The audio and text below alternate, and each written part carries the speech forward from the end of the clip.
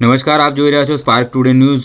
Olpad police દ્વારા ઓલપાડના તેના ગામે ખંડણીના ગુનાના આરોપી ગુજરાત અસ્મિતા પ્રેસના તંત્રી અને પ્રેસ રિપોર્ટર વિરુદ્ધ ગુનો દાખલ કરી 2 આરોપીઓની ગણતરીના કલાકોમાં જ ધરપકડ કરવામાં આવી છે. તારીખ 15/1/26ના રોજ એક ફરિયાદી પોલીસ સ્ટેશનમાં આવી ફરિયાદ કરેલ કે યજ્ઞેશ પટેલ ભટલાઈ સુરત તથા ગુજરાત અસ્મિતા ઇન્સ્ટાગ્રામ ન્યૂઝવાળા સચિન પટેલ સુભાષ પટેલ નામના માણસ તથા તપાસમાં નીકળે તેઓ એકબીજાની મદદગીરીમાં ગુનાહિત કાવતરું રચી ફરિયાદીના વિડીયો બનાવીને વાયરલ કરવાને તેમજ આજીવન સજાવાળા ગુનામાં ફસાવી દઈ જીવવાનું હરામ કરાવી નાખવાની તેમજ ફરિયાદી પાસેથી ₹10,000 કઢાવી લીધેલી હોવાની ફરિયાદ આપતા ઓલપાડ પોલીસ સ્ટેશન તેમના ભારતીય ન્યાય સંહિતા 2023ની કલમ 308, 308, 7, 61 મુજબનો ગુનો નોંધી તેઓની ધરપકડ કરવામાં આવી છે.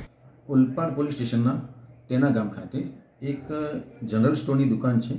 એ દુકાનમાં આ ગુનાના ફરિયાદી નાસ્તો કર્યા બાદ પાણીની બોટલ લેવા ગયેલ.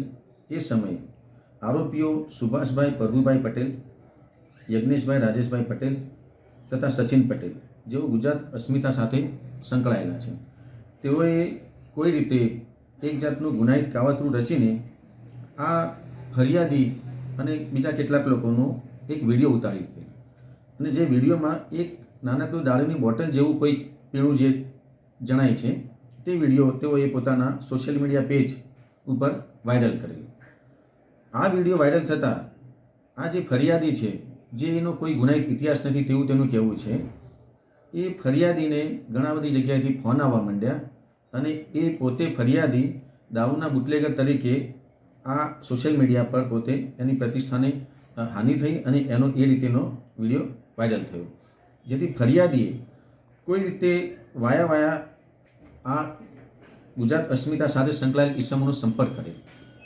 તો આ આરોપીઓ આ ફરિયાદીને એક જગ્યાએ મળવા આવેલા અને ફરિયાદી એવું કહેલ કે મારી ઇજ્જત આબરૂ જાય છે, હું કોઈ આવા ગુના સાથે સંકળાયેલ નથી, હું કોઈ આવો વ્યવસાય કરતો નથી અને મારા સમાજમાંથી તથા મિત્રોના ઘણા બધાના ફોન આવે છે અને મારી પ્રતિષ્ઠાને હાનિ પહોંચે છે.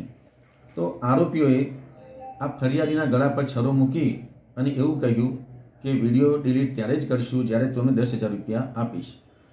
આ લોકોની ઈચ્છાને આધીન થઈ અને ફરિયાદીએ ડરીને આરોપીઓને ₹10,000ની ખંડણી આપેલ હતી.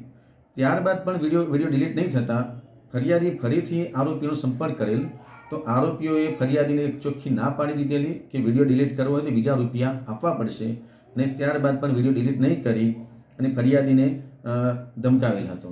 જેથી ફરિયાદી ડરીને આ પ્રકારની વારંવાર ખંડણી માગતા હોય આ લોકો આરોપીઓ, જેથી ફરિયાદીએ આ પોલીસ સ્ટેશનનો સંપર્ક કરી અને આ ત્રણેય ઈસમો ઉપર ગુનો દાખલ કરાવેલ છે.